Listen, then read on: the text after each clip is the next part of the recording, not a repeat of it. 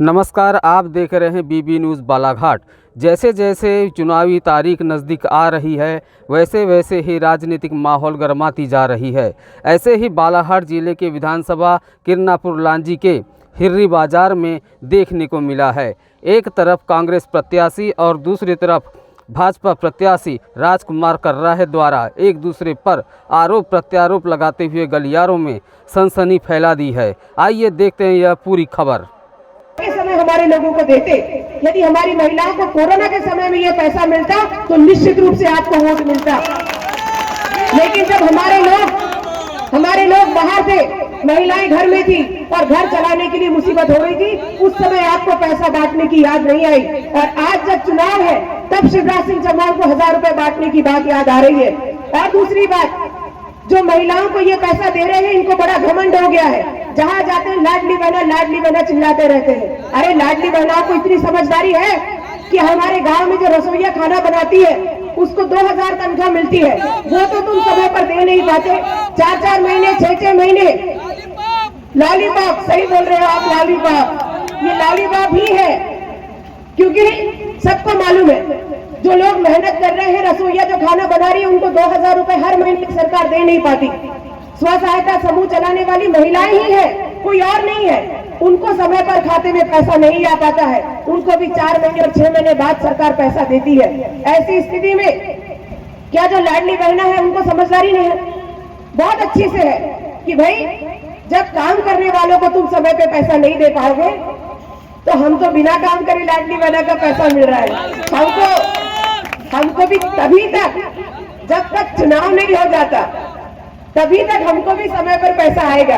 लेकिन जिस दिन चुनाव हो गया, धोखे से ये शिवराज मामा यदि कभी सरकार धोखे से बन गई तो लाडली बहनों को भी 5 साल के लिए रोक के रखेगा। जब चुनाव आएगा तभी याद करेगा।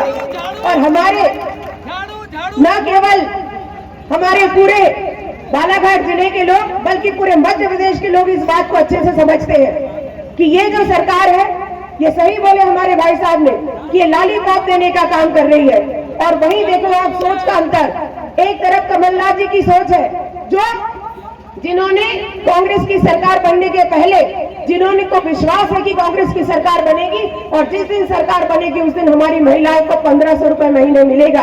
और यही नहीं, उन्होंने तो तारीख का ऐलान भी कर दिया कि 1 जनवरी 2014।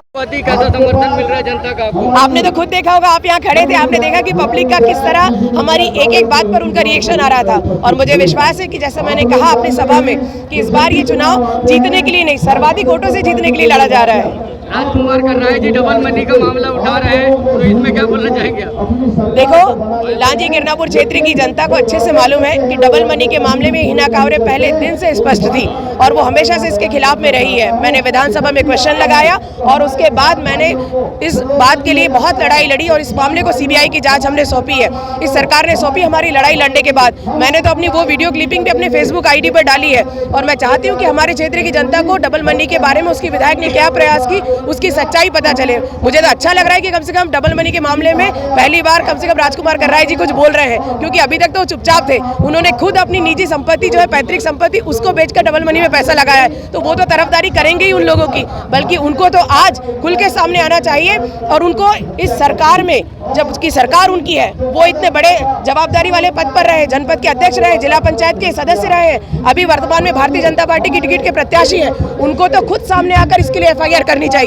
जब वो खुद नहीं कर पा रहे तो जनता को कैसे सही रास्ता दिखाएंगे? मैं तो आप सबके माध्यम से पूछना चाहती हूँ कि जब आपने डबल मनी में पैसा लगाया तो अभी तक आपने इतनी देरी क्यों की FIR करने में? क्योंकि ये तो सब सच्चाई जानते हैं कि 2019 का जो इन्वेस्टर्स के लिए कानून बना है वो इन्वेस्टर्स के हित में बना है। और जिस दिन उस कानून के तहत FIR होगी उस दिन इन्वेस्टर्स को, जिस दिन ये पैसा सरकार जब्त करेगी, सबसे पहले इन्वेस्टर्स को ही पैसा देगी। इन्वेस्टर्स पे कोई कार्रवाई नहीं होगी इस कानून के तहत। और ये राजकुमार कर्राहे जी भली बात ही जानते हैं। उसके बाद भी डबल मनी के मामले में वो जो है FIR कराने सामने ही नहीं आ रहे हैं। तो ये खुद डूबे हुए हैं, तो ये दूसरों जनता को क्या सही रास्ता दिखाएंगे? और विधायक के बारे में तो पूरी जनता जानती है कि पहले दिन से इस मामले के खिलाफ थी है और आगे भी रहेगी। हिना कांवरे की लड़ाई केवल इस बात की है कि जल्द से जल्द इसकी जांच हो। सीबीआई इसकी जांच कर रही है और हमको विश्वास है कि एक न एक दिन ये पैसा सीबीआई जब्त करेगी और उन लोगों को पैसा जरूर वापस करेगी जो एफआईआर करवाएंगे, और उन सारे लोगों को पैसा वापस करेगी। क्या कांग्रेस की सरकार अगर आती है तो डबल मनी लॉन्ड्रिंग के मामले में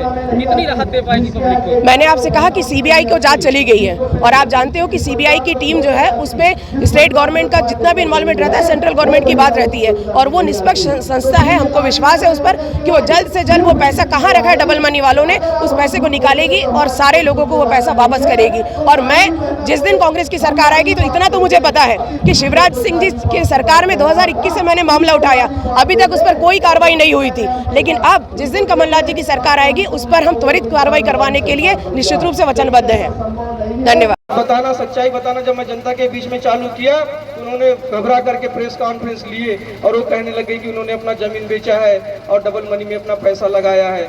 मैंने कोई डबल मनी में पैसा नहीं लगाया, ये बात बिल्कुल सच है कि मैंने अपनी पुश्तैनी जमीन बेचा हूँ और वही पैसा है जिससे मैं आज चुनाव लड़ रहा हूँ। मैं हिना कांवरे जी से कहना चाहता हूँ, इस बात का सवाल पूछना चाहता हूँ कि आपके पास में आपके पिताजी मंत्री संतरी रहे, विधायक रहे, उनका बड़ा नाम था।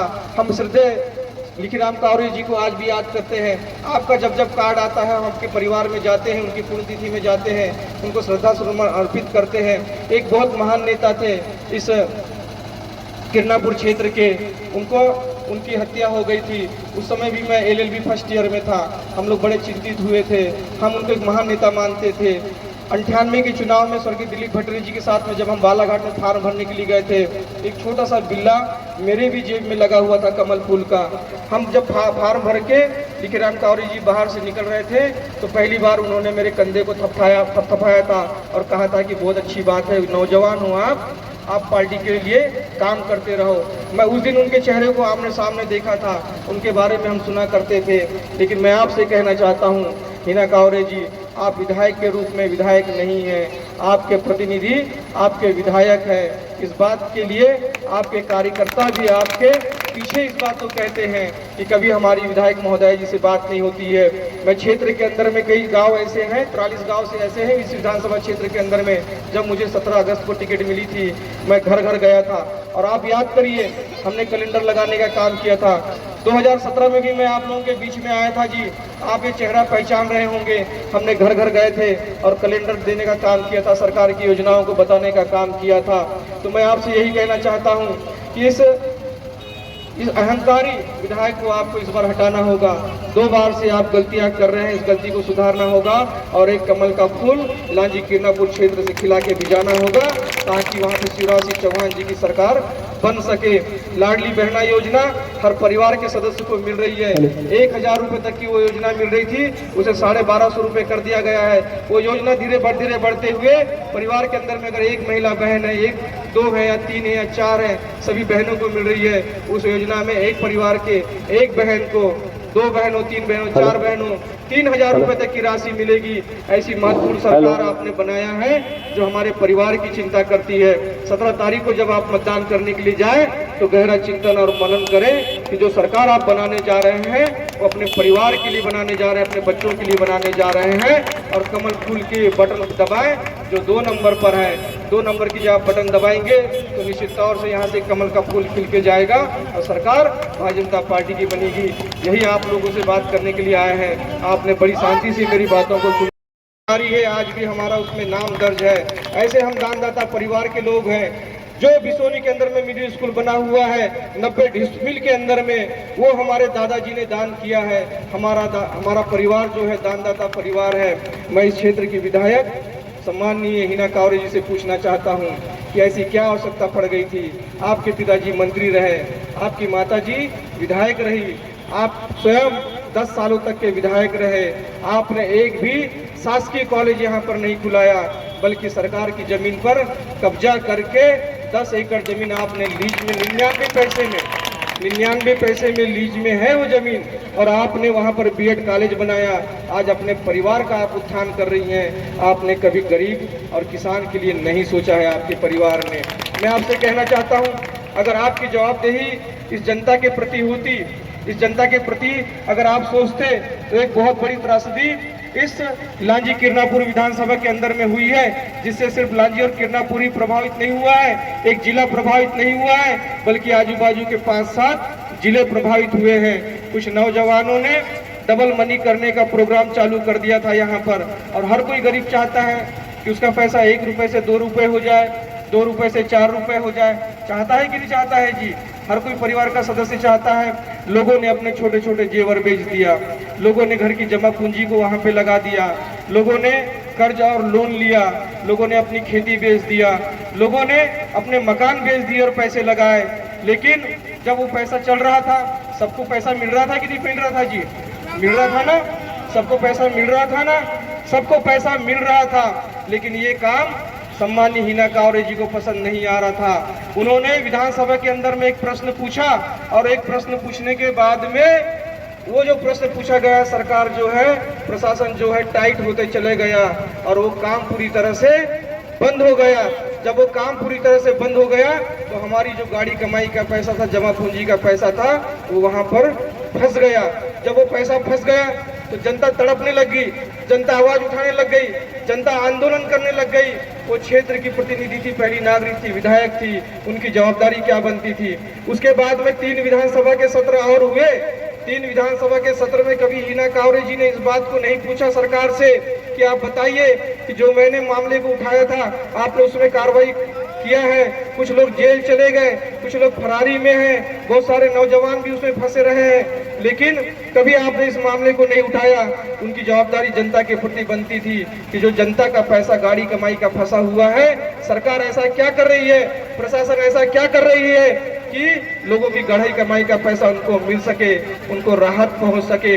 उन्होंने कभी विधानसभा के अंदर में क्वेश्चन नहीं उठाया, कभी जिले के प्रशासन से, एसपी और कलेक्टर से नहीं पूछा कि बताइए आपने ये कार्रवाई किया है तो इस कार्रवाई के बाद में लोगों की गाड़ी कमाई का पैसा जो फंसा हुआ है उसके लिए जिला प्रशासन क्या कर रहा है। बल्कि मैं ये समझता हूँ कि जब आपने 2021 में इस मामले को उठाया था तो आपकी कभी भी जबान नहीं खुली, और जब जबान नहीं खुली तो इसका मतलब क्या होता है जी? इसका मतलब क्या होता है? इसका मतलब ये होता है कि आपका मुंह बंद कर दिया गया था बहुत ज्यादा पैसे देकर, और इस कारण से आपने जनता के प्रति नहीं सोचा, आप चुपचाप बैठी रही, और आज जनता के बीच में जा जाकर अपनी बातों को रख रही हैं और तरह तरह की बातें बोल रही हैं। मैंने भी, मेरे एक तालाब की जमीन है जी, बता, प्रेस कॉन्फ्रेंस के चलते हुए हिना कांवरे जी ने आपके ऊपर आरोप लगाया है कि जो आपने जो पैसा जो डबल मनी में डाला है, आप उस पर गंभीर रूप से आरोपी है। नहीं, आप सीबीआई जांच की मांग मैंने करवाया था सम्मानित शिवराज सिंह चौहान जी से, जब मैं 23 अगस्त को उनके निवास में गया था। और सीबीआई जांच होने वाली है, इसमें दूध का दूध पानी हो जाएगा, कौन दोषी है। अपनी पुश्तैनी जमीन बेचना कोई पाप नहीं है, हमने अपनी जमीन बेचा है और बैंक अकाउंट में हमारे चारों भाइयों के नाम से और मेरी माता जी के नाम से पैसा आया है। और अगर वो चाहती है कि जांच कराना तो पूरी तरह से जांच करवा दे। मैं चाहता हूँ कि ये जांच होनी भी चाहिए, और ये जांच नहीं होना चाहिए, ये जांच तो उनकी भी होना चाहिए कि जब आपने विधानसभा के अंदर में क्वेश्चन लगाया था 2021 में, जिसकी वजह से काम बंद हुआ और क्षेत्र की सारी जनता का गाड़ी कमाई का पैसा जब फंस गया तो पैसे को निकालने के लिए उन्होंने आज तक के क्यों प्रयास नहीं किया है, कभी इस मामले को दोबारा उन्होंने क्यों नहीं उठाया है। मैं समझता हूँ कि इस बात के अगर कोई दोषी है तो हिना कांवरे जी दोषी।